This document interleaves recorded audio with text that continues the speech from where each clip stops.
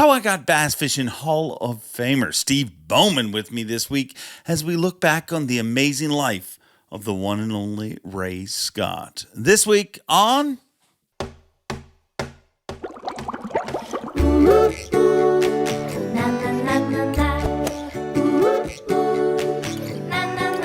I'm Bob Cobb from the Bassmaster. Welcome to Mercer. Welcome one, welcome all. Friends, family, freeloaders. It is hump day and happy hump day. You've made it halfway through the week. Welcome to the Awkwardly Honest Fishing Podcast that goes by my last name, Mercer. This week's show is going to be a little different, but needed. Very much needed. Because the fishing industry lost... And when I say an amazing man, it almost feels like I'm downplaying it too much. I mean, there is trailblazers. There is people who do so much. But literally, Ray Scott built this sport. Whether you're a tournament angler, whether you're a recreational angler, if you love bass fishing, if you're crazy enough to listen to this podcast, chances are you owe Ray Scott a debt of gratitude. And I think everybody sees Ray Scott for the amazing, showman that he was. And boy, was he ever. There is nobody in history that'll ever be able to do the job that Ray created like Ray could do it. I mean, I used to call him and still call Bob Cobb that. I called them both. The chicken that laid the egg. And they truly were. Without everything that Ray Scott had done, this show most likely doesn't exist. So many different fishing things don't exist. And Ray Scott was an amazing man. And this week we're going to look back on some of the amazing things he did. And I'm happy to have Steve Bowman, who I work with on the Bassmaster Elite series. I mean, he's been with Bass forever.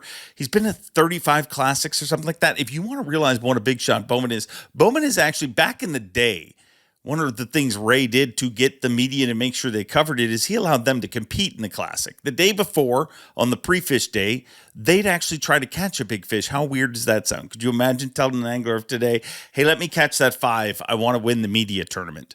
Well, Bowman won 5 of those, 5 media classics. I don't know if that's a record. I would assume. So, I mean, he's been around a while. He's seen all sides of Ray Scott. And I wanted to have him on just to tell some stories and talk about the builder that Ray Scott was. I mean, he didn't just build the tournament-ended things. If you love fishing, if you love the freedoms and the rights you have to fish, you love Ray Scott, because Ray Scott was an amazing man. And so, I mean, I thought Bowman was a perfect person to have on here. The only problem is I found out that Panger had him on. So, hey, we don't normally try to do that, but I will say the interview Panger did, they talk about a bunch of different stuff. So make sure to check out the show. Panger did a show, I think it was Monday's show, with Bobby Murray and Steve Bowman. But if you didn't like Steve Bowman in that interview, you'll like him in this interview, or vice versa, whatever. Just stick around. Watch both our podcasts. We're tired of begging for views, but that's what you make us do. But Ray Scott was an amazing guy, and I'm so thankful to have had the relationship that I had with Ray. And I met Ray as a fan many times before. I wouldn't say many, a handful of times before I worked for Bass, and as a fan, and the day he died, and to today, I am still a huge fan of Ray Scott's. But really, one of the coolest things that happened was way back when I got this job with Bass. I guess it was 11 years ago or so. Out of nowhere, I get a call from Ray Scott. He got my number. He had found out I was going to be the new MC, and I can't tell you how blown away I was that he took the time to reach out to me. Took the time to spend time, hours, literally hours on the phone.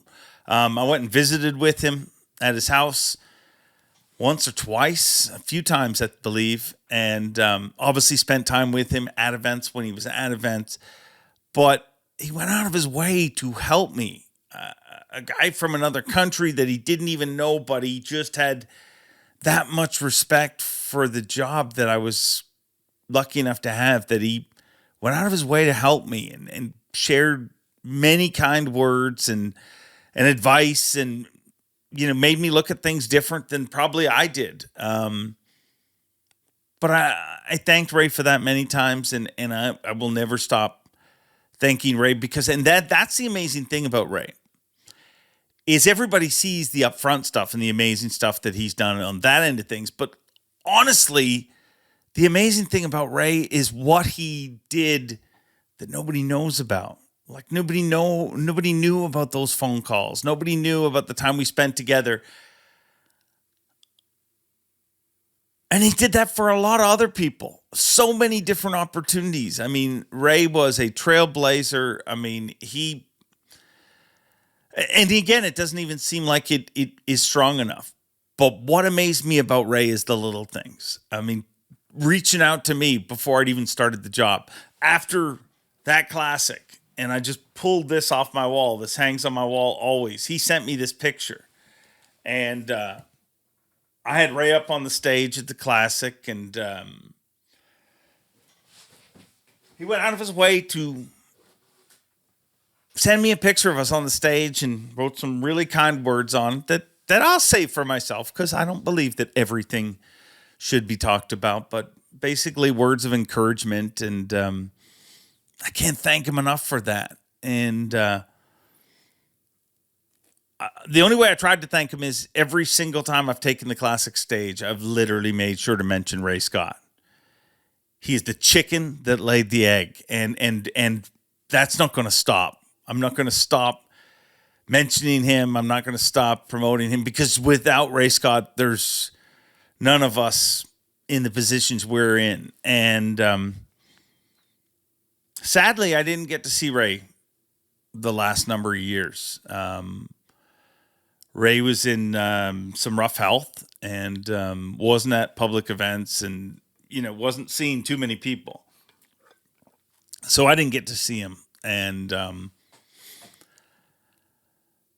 that really sucks. But here's something really, really neat that happened at this year's Classic of all places. Jim Kentz, who works with Ray, and longtime friend, co-worker, employee, he also was working with Bob Cobb, who, he's my Uncle Bob. I love Bob Cobb. And I was going to have Bob Cobb on this show, but I just don't want to put Bob in that position. You know what I mean? Like, this is Bob's lifetime friend. And I know if I said, Bob, do you want to come on the show and talk about Ray? He would have gladly come. But there'll be time for that. Let's let it be private. But through Jim, Ray sent me a rod, one of his rods. And I was so blown away. I mean, it was this past classic. I hadn't seen Ray in years, and just for whatever reason, he's like, Ray wanted you to have this. And I didn't know what it was initially. I mean, he said, I've got something for you from Ray that Ray wanted you to have. And came with a really nice story about a smallmouth show they were watching. And Ray said, hey, he needs one of my rods. And he sent it. And I never got a chance to thank Ray for that. But it meant a lot to me when Jim gave it to me. And it means even more to me today. And I can't stop thanking Ray Scott. And to be honest, none of us should stop thanking Ray Scott, because that's how important he is to the sport of fishing. Not just bass fishing, but to fishing. I mean, he has fought for every single one of us in one way or another. He has affected your life, whether you met him or not. And that is a true legacy, and an amazing, amazing legacy. And I didn't know what direction this show was going to go this week, but I do know that Bowman is a guy who has spent a lot of time with Ray, and not just Ray. I have always known Ray as Ray. You know what I mean? I mean, B.A.S.S was what it was, but Bowman's been to 35 classics. He's seen Ray in all different lights, and he's a great fan of the sport, just like I am. And I think he's got some pretty cool stories. So once again, to remind you, he is a 5-time Bassmaster Classic media champion. He's a Bass Fishing Hall of Famer. and a guy who I spend a lot of time with on the road, the one and only Steve Bowman. Steve Bowman, you are looking very, very, very official. Is that your race god hat or your sheriff hat you got on today? Well, it's a little of both, but it's actually my race god tribute hat for the week. After this, it might be it'll be my backup law enforcement hat. So if I get in a foot chase or a wrestling match with a bad guy, then I'll have one I can fall back on. So, well, I appreciate tore up on the road. Okay, well, I appreciate you being on here, and I appreciate everything that you've done in this industry. I mean, me and you we're combatants. We like to argue over dinner. We spend a lot of time on the road. But one thing that we always agree on, and sadly, it's something that everybody's talking about, this last week, is Ray Scott, and just how amazing of a man and what he's given to all of us. But before we even really get into it, Bowman, I mean, obviously shocked and saddened, just like the rest of the industry, just like anybody who's ever caught a bass, I would imagine. Yeah, I'm shocked and saddened is a little strong. I'm actually relieved, to be honest with you. I knew Ray well. Ray was a fantastic man. He was 88 years old. He'd been struggling for some time. So I was actually having the conversation with Earl Benz a little bit, and Earl and Ray were, best friends. This is a good thing. This is Ray's in a better place. I mean, I know that Ray's a Christian man, and I know where his heart and soul is, and so I'm sad that Ray is no longer here, but I'm relieved that he's no longer suffering. So so that kind of where I am. I think and he had been 88, man. Holy cow.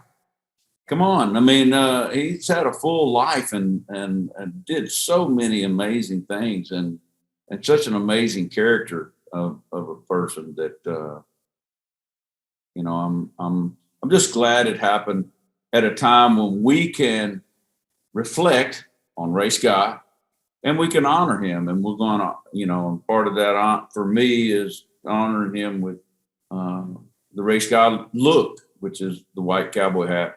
And we're going to do some of that, all week long at Lake Fork, and not because we're in Texas, but because we want to honor Ray Scott and have Ray Scott, have the anglers honor him and that have you honor him. I mean, we'll all do that. So, looking forward to it. I mean, I'm glad. I mean, there's never a good time for any of this, but I mean, timing is better than terrible. So. Yeah. And I think that's the right way to look at it. Everybody's just looking a way to honor him. Like, I don't even know what to say. You know what I mean? You're right. You're not really shocked. You know what I mean? Like, he's 88 years old, man. What a full life. I mean, he did more in half his life than most people do in 3 lifetimes. But I guess it's just because he's such an iconic, like, Ray Scott had almost transcended. He was almost a character in some ways to some people. You know what I mean? He's Colonel Sanders. He was bigger than life. Yeah. For those of us who knew him, he was bigger than life. It wasn't like, you run across these guys, whether maybe it's KVD or it's Dave Mercer or Mark Zone or whatever, and you set up this, this persona and everything else. And then when you get past that and then, in some ways the persona is the same, but it's, there's something like, I really didn't, I mean, he's just a regular old guy. Well, Ray was not a regular old guy.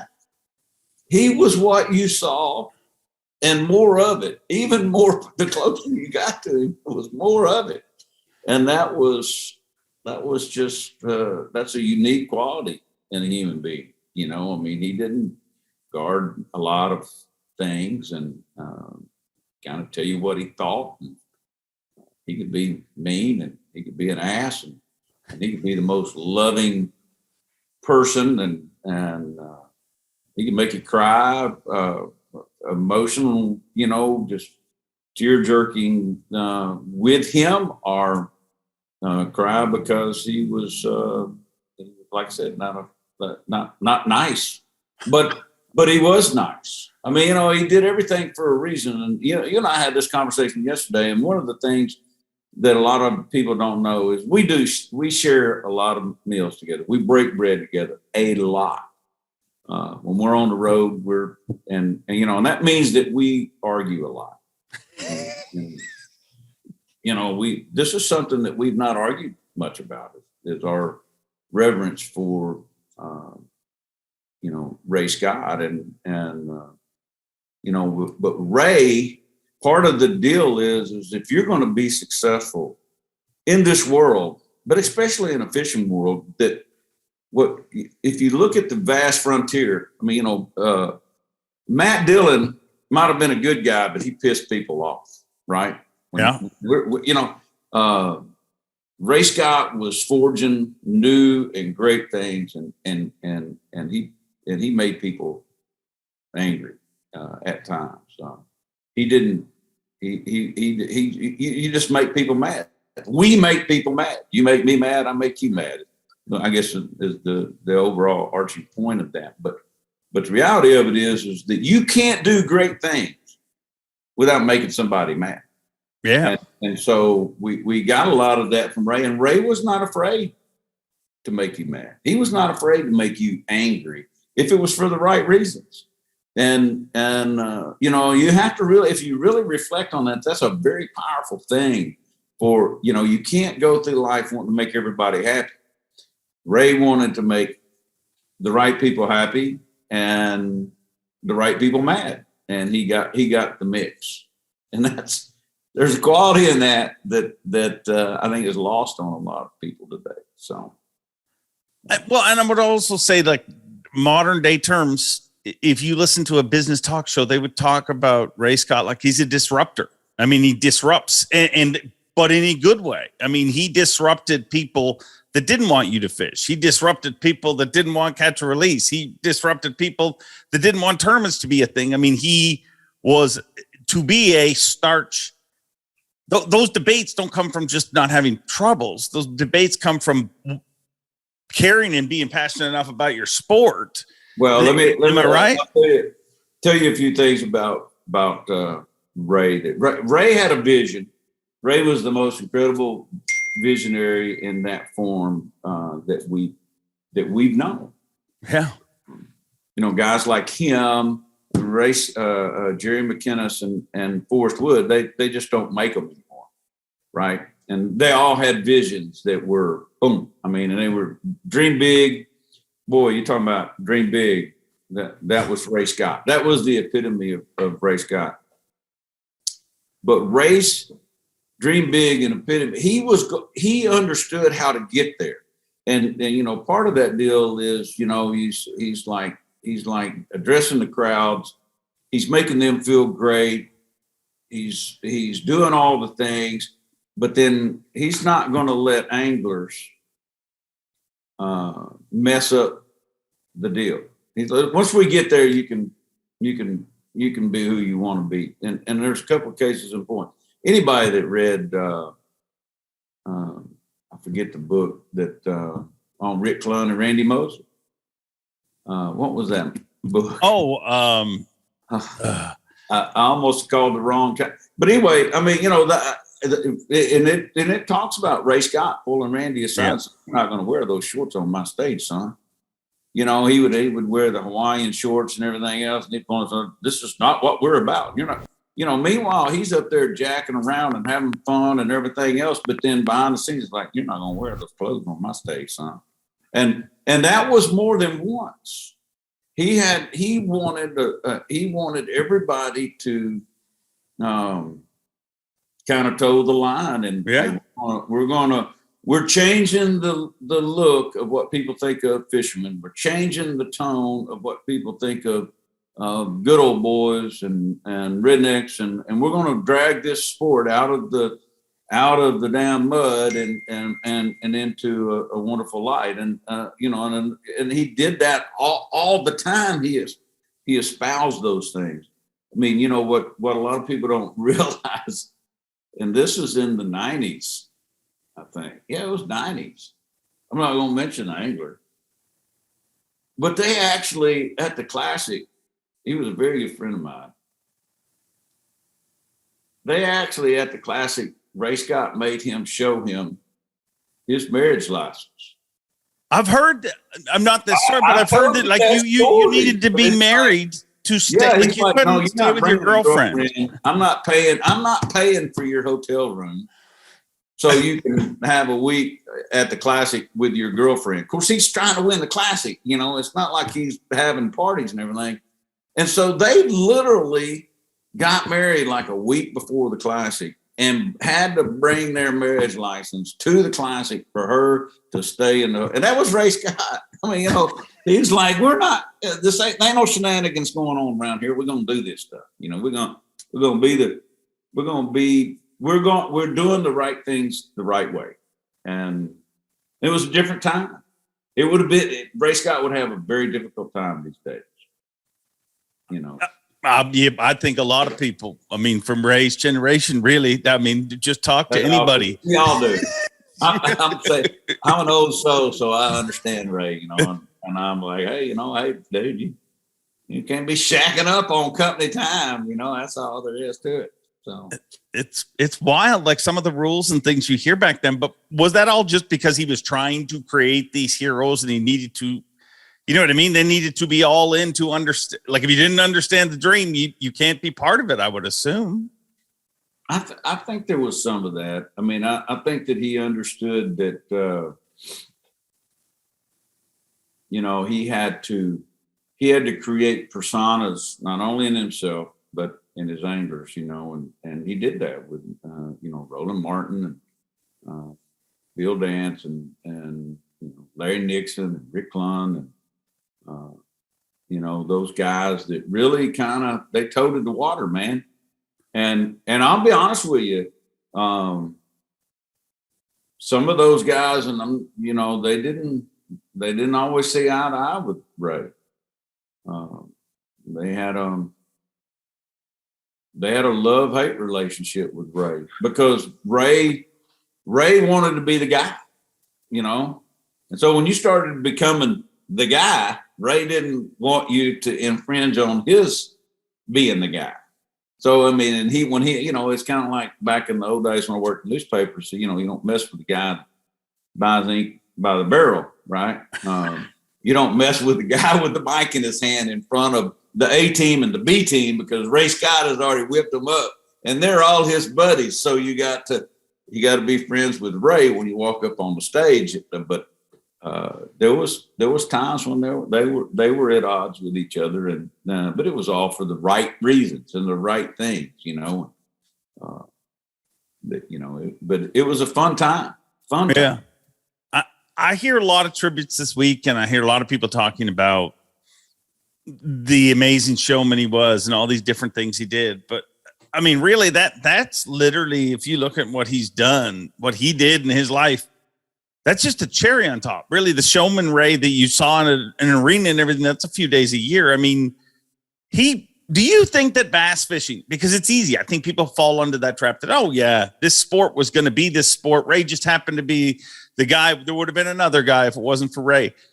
But if you look around at other sports, you know what I mean, that have a similar size or similar footprint as us and don't get anywhere near the same crowd or anything like that. Do you believe bass fishing would be what it was if Ray Scott had just got into rodeo and never, or something unrelated?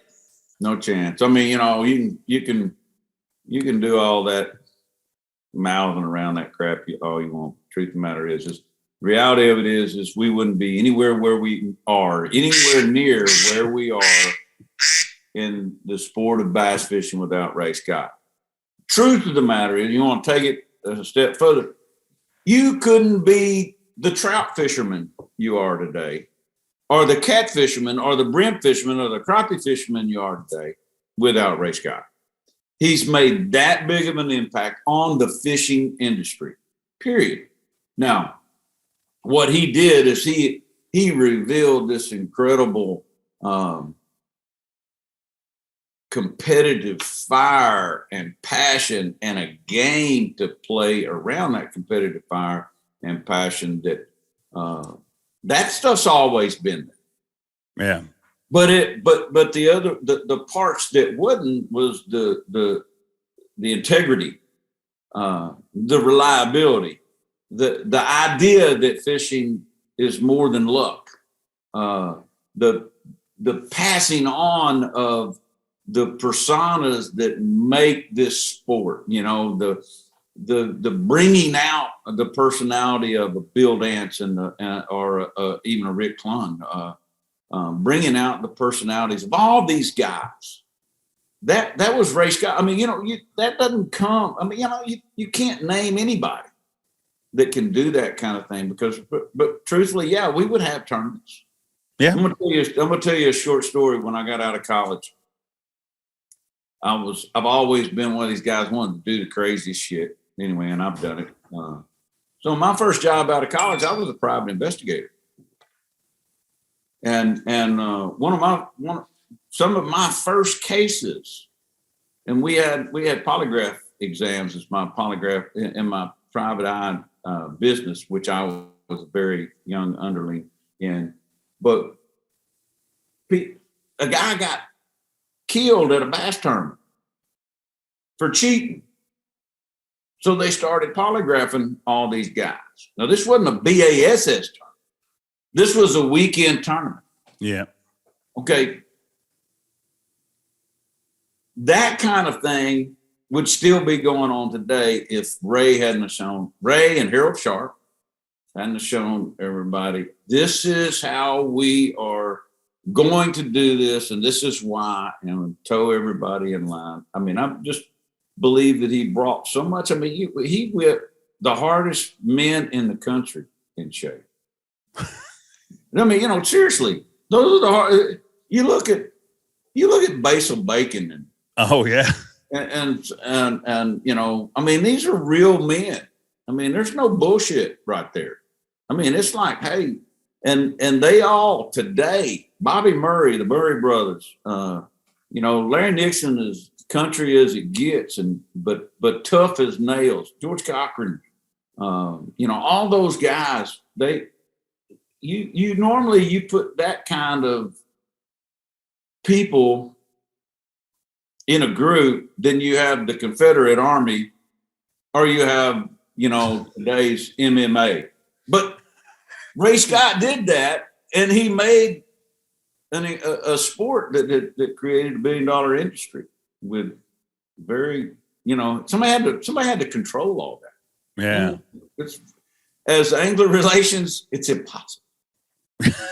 Yes. As a guy who balances the anglers, but see here, that's what I'm thinking when I'm talking to you. Like, I know you balance the anglers, you deal with the anglers, angler relations with Bass, and they know to call you. I mean, I introduce the anglers, I talk to them on stage, but while we're talking, I'm literally thinking about that, and I'm like, well, wait a second, Ray did both of our jobs. Yes, he did. What was a day like? You've been to 35 classes. You've seen Ray on very many different lights. What was his day like? Like, you know what I mean? Like, all we see nowadays, I mean, I've dealt with Ray a lot, and I'm thankful for every relationship, every time I've ever got to interact with him. But I never got to see him as the guy that was building at the time. You know what I mean? I looked at him as he was always Ray Scott to me, but you saw at the early stages of the company, what was Ray Scott like day to day in your what you've witnessed? I'm just telling you, I don't think he ever changed. Ray was always Ray. I mean, and I think that the old timers will say, well, that's just Ray. Well, we've talked about that and different things, and some of it not so complimentary, but some of it very complimentary. I mean, Ray got up every day selling the idea of B.A.S.S. B.A.S.S. He was a salesman. So he got up every day as a salesman, and he's selling bats. Now, a lot of that salesmanship was Ray Scott. You know, Ray Scott was B.A.S.S. And there was a Ray Scott who was the guy that you know, was just regular old Ray, but there was Ray Scott of B.A.S.S.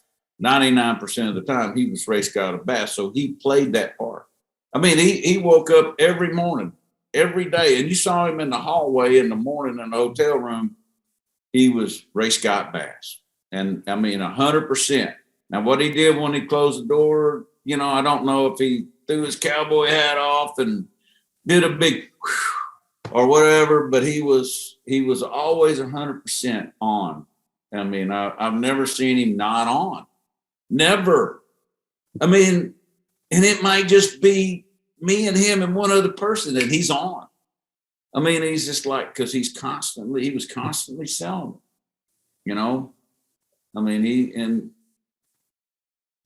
it just didn't matter where he was and who he was around.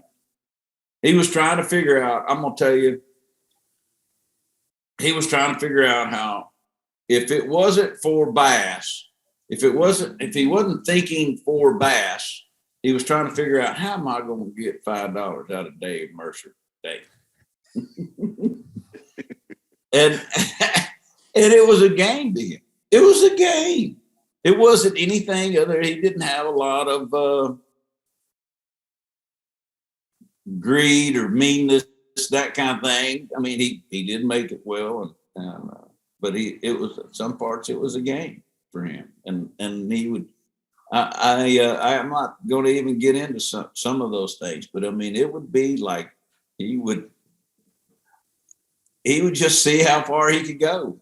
I mean, if you and him, if you were a little older, which I'm glad you're not, because I actually believe that you run away in as good as Ray Scott or as well as Ray Scott. Not even close. And do a fantastic job. But he would always be angling to figure out how am I going to get Dave Mercer today? That was the way those old guys did. I mean, you know, if you ever, some of the funnest moments in my time is sitting down, and I get to do it today with Nixon and Cochran and Bobby Murray, but you get to Bill Dance and Jerry McInnes. They were consistent and constant practical jokers on each other. Yeah. And get to hear some of the stuff that you can't repeat that they would do to each other. And that was Ray. I mean, Ray made it a family. And I think, you know, so I called those three names that I just mentioned out, or all those names, and said, hey, I'd like to do something with on Ray Scott. And I mean, you can't even get the T out on Scott without, okay, I'll be there with him. Yeah. Because they all loved him. All loved him. All thought that he was. All understood, and having the benefit of age and time, saying, no one else could have done this. I've met a lot of people in my life. I've been a lot of people in this industry. No one else could do this. No one else would have. No one else would have put up with it. You know, I mean, Scott was the guy, and this is the one story that I want everybody to know about Ray Scott. The two stories, actually. Scott got a lot of folks didn't, you know, they you know, he did well, and by God, he deserved it. And but what you got to understand about Ray Scott is he would fight for you. Dave Mercer, he would fight for you. Every angler that is listening to me right now, he fought for you, whether you know it or not.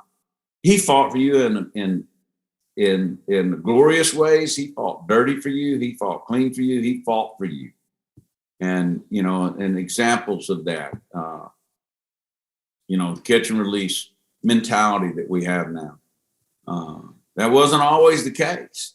And it was a tough deal changing that over. And there's still people out there today that say, man, I can't believe you catch that fish, put it back in the water. Well, I mean, that's how we survive, and how our fisheries are better now than they are been ever. Yeah. The first tournament he brought that mentality to was in Mississippi. And he was going to, at the Ross Barnett event, they were going to catch all, weigh the fish, put them back in the water.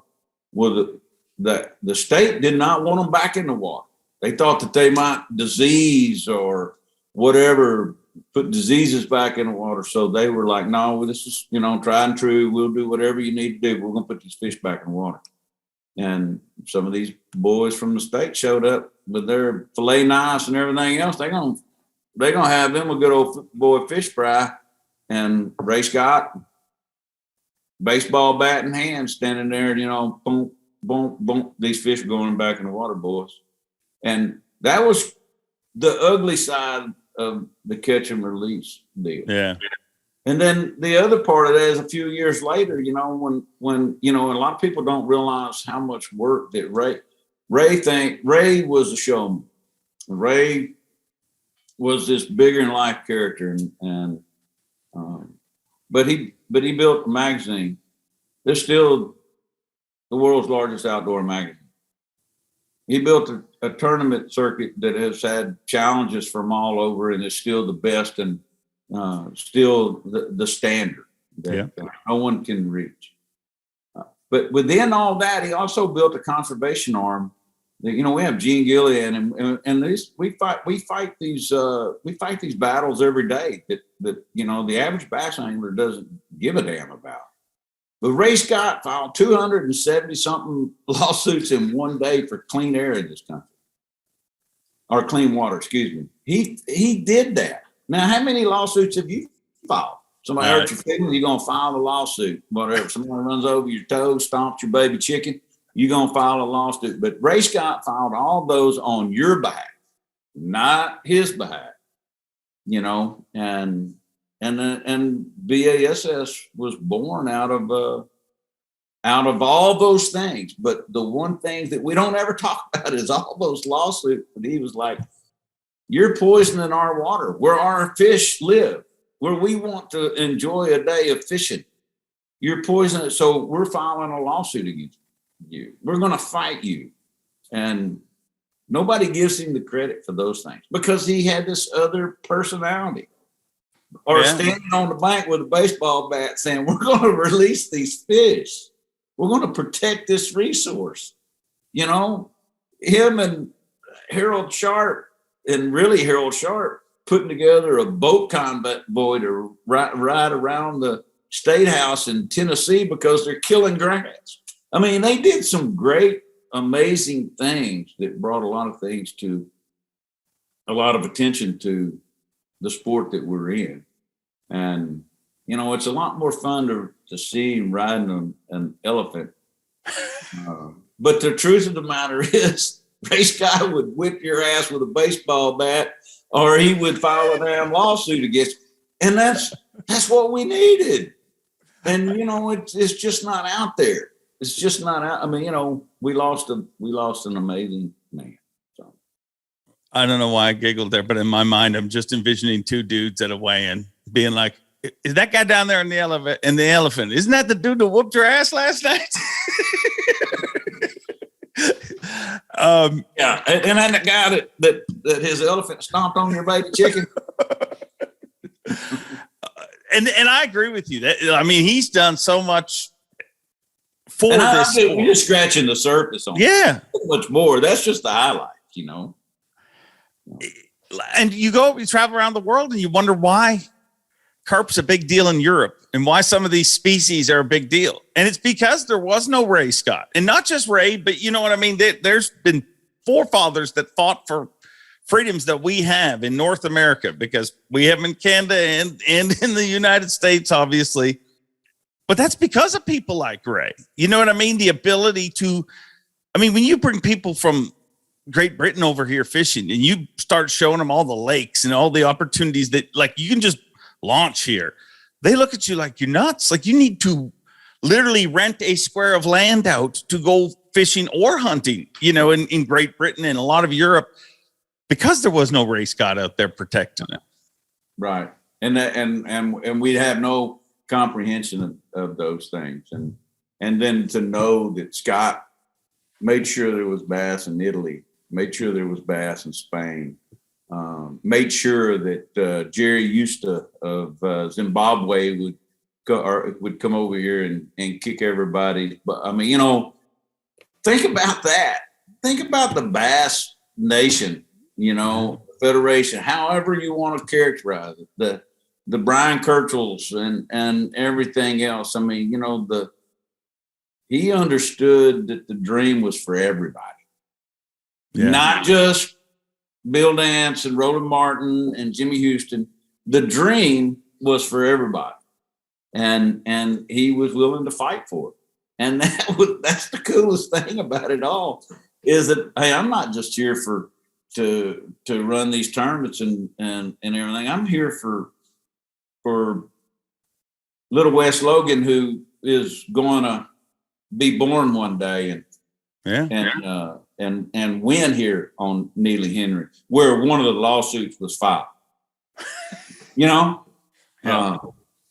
Those things are that there's a specialness to that it's just hard to fathom. I mean, it really is. We all owe him. I mean, every fish ever caught out of a lot of these places is the direct result of Ray Scott. So, yeah. Don't you wish you could say that about you? Seriously. I mean, honestly, I've got into this where people start talking about the legacies or the greatest ever in a day. You know what I mean? The GOAT, the most overused word in all sports and everything. And I've said this about Ray Scott. I'm like, literally, most of those things are fake, in my opinion. You know what I mean? Like, it's a generational. The GOAT's always going to be generational. Like, depending on who you are, it'll be the GOAT of your time and different things. But there's people who literally, I mean, everybody who's ever caught a fish, that's a legacy that Ray Scott left. Like when you were talking about you, Steve, fishing the Classic through the nation. Well, who was he inspiring at that time? The big story lately on the Elite Series is the international anglers. You got Canadians, Australians, Japanese anglers, and and it seems to grow every. We had an Italian fish the Classic a few years ago. All of those dreams started not with anything it didn't even start with the Elite Series. It started with right. God and being able to watch somebody from another country make it there. Yeah, I know. It's amazing. It's amazing to watch. And it's not just the countries. I mean, we got anglers from Iowa, Minnesota, and Wisconsin, and all these places that Brandon Palaniuk calls them abnormal states, and I agree with him. But they are abnormal from a bass fish standpoint, but Ray was willing to. He wanted everybody to be a part of it, and at the time of the first Bassmaster event, there were no bass in Iowa where Brandon Palaniuk. Yeah. Right. So now things like that. There were no bass there. Right. And so I don't know. We can't even start to comprehend. If I'm driving down the road and I think about what about this? What about that? I mean, think about the baits that we have, the technology we have, the forward-facing sonar. None of that would be here. There'd be no reason for it,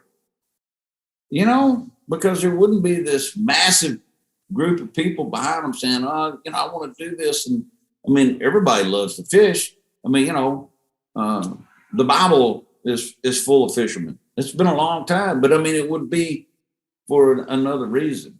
And we would be like the English or in the UK sitting out there with 15-foot rods and 4-pound line and trying to figure out which cereal put together is going to make a carp bite, because everything else we would just rate. Yeah. Well, Ray Scott was an amazing man. Surrounded himself by some amazing people. Obviously, Bob Cobb, Harold Sharp. The list goes on and on. But I would say that Bass in general, from Ray being employee number one to whatever employee we're on now, has done a really good job of having the right people in the right place at the right time. And that includes ownership. That includes everything. But none of it happens without one man, and that's Ray Scott. Yeah, that's true. I mean, and that is 100%. Because I'm just going to tell you, not only did so there's part of it that says I'm gonna create this thing, right? Yeah. And so it's amazing enough that he's going to create this thing and he's going to fight it through, but then he's going to understand that he's got to build something that's going to test, that is going to stand the test of time.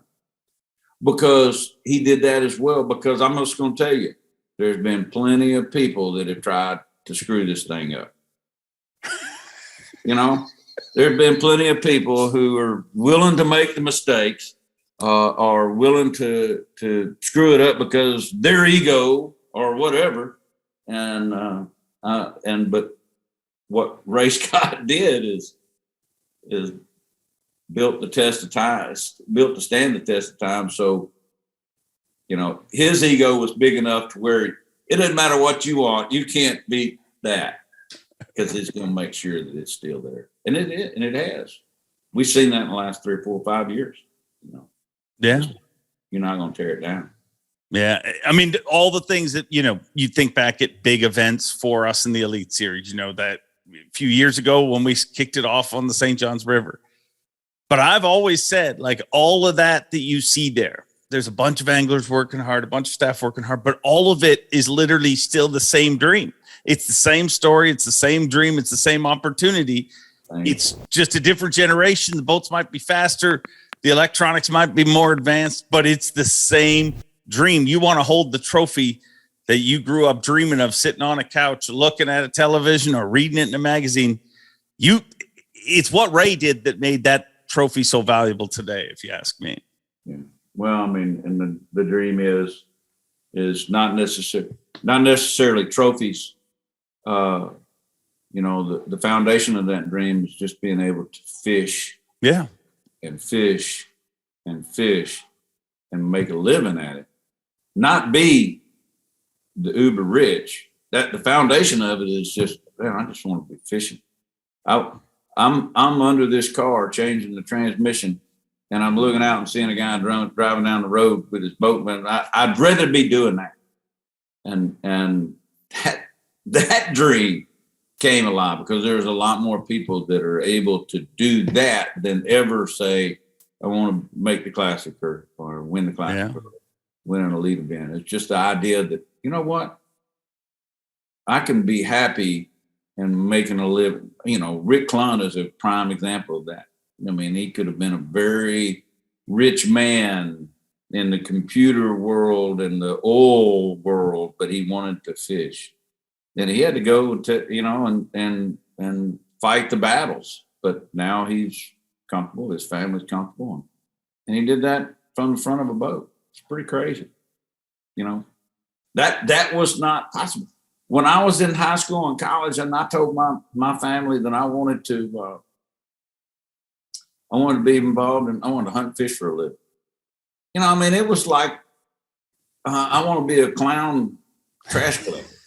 I might as well have said, I want to be a trash collector dressed as a clown, because they would just laugh. Go get you a degree, boy. You're going to either be a mechanic or a damn businessman or whatever. No, I want to be in the outdoors every day.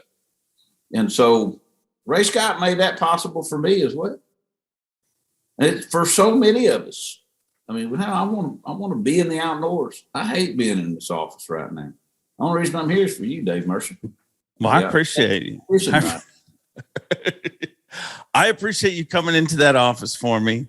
And, man, I appreciate everything that Ray Scott has done. And I appreciate you spending a little time letting us kind of inside of some of the stuff you saw. Because like I said, I think everybody, and they always will remember the glitz and the glamour with Ray. But, man, that guy got dirt under his nails. And that dirt is him clawing away at things to make a sport. He didn't just, you know what I mean? He didn't just make it bigger. He literally made a sport. I mean, bass were not even, people caught them, but it was, it wasn't like trout was the big deal at the time, like who would fish for bass. And now, Now those trout anglers hate us still, I guess. He never fixed That's that. fine. I think haters gonna hate. Hey, and I just want to point out to you that I wouldn't miss this. You asked, I said, heck yeah, man, because for those of you who watch Mercer's podcast, you see him on stage of the Elite Series and the Classics, you know how good he is at doing that stuff. But it's really important to me to point out that Mercer understands the legacy of this sport. I mean, how in the hell he does that stuck up there in the North Country, surrounded by ice all the time? I don't know, but he loves this sport, and it's the same reason why he helps us with the Hall of Fame.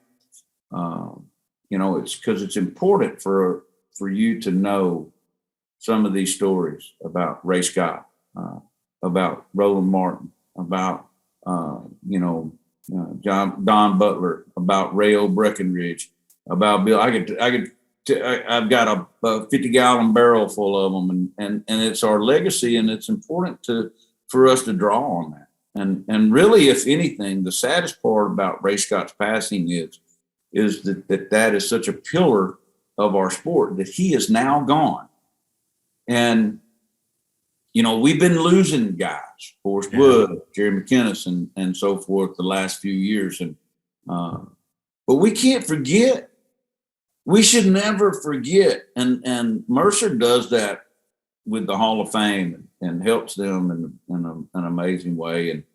And I really appreciate that part of it. But you folks that don't realize all the things that Mercer does, y'all should realize and support him as much as you can. But the one thing that we got to do in this sport is we can't forget.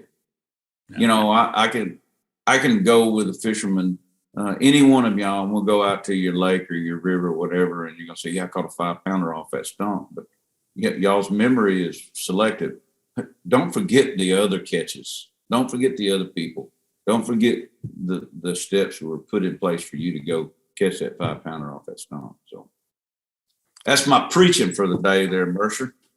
Well, thank you very much. I agree with most of it except for the stuff about me. So stop embarrassing me. I appreciate the kind words. And that is the one thing that bonds us all, though. I'll say our whole brethren of road brothers that spend time on the road, brothers and sisters. I shouldn't just say brothers. I'll get in trouble from somebody. But we're all passionate about it. We all love like that honestly, you look at our camera guys, you know what I mean? Like, why are they so into it? Because that's their passion. You know what I mean? The hardest job on the planet. The hardest job on the planet. And it sucks and they love it. I'm like, y'all are screwed up.